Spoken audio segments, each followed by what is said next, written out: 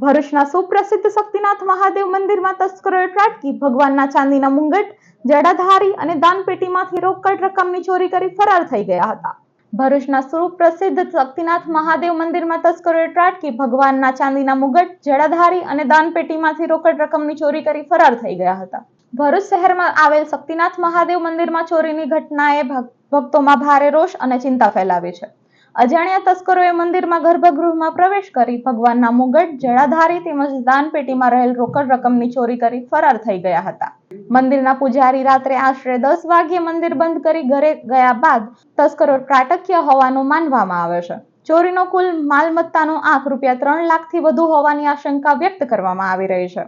ચોંકાવનારી બાબત એ છે કે મંદિરના ગર્ભગૃહમાં લગાવાયેલ સીસીટીવી કેમેરા ઘટના સમયે બંધ હાલતમાં હતા, જેના કારણે તસ્કરોને પકડવામાં પોલીસને મુશ્કેલી પડી શકે છે.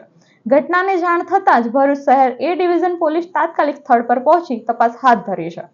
પોલીસે આસપાસના વિસ્તારોના સીસીટીવી ફૂટેજ ચકાસવાની કાર્યવાહી શરૂ કરી છે, તેમજ શંકાસ્પદ લોકોની પૂછપરછ પણ શરૂ કરવામાં આવી છે.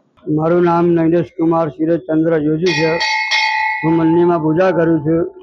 આજ રોજ રાત્રે 2 વાગ્યા પછી મંદિરમાં ચોરી થઈ છે.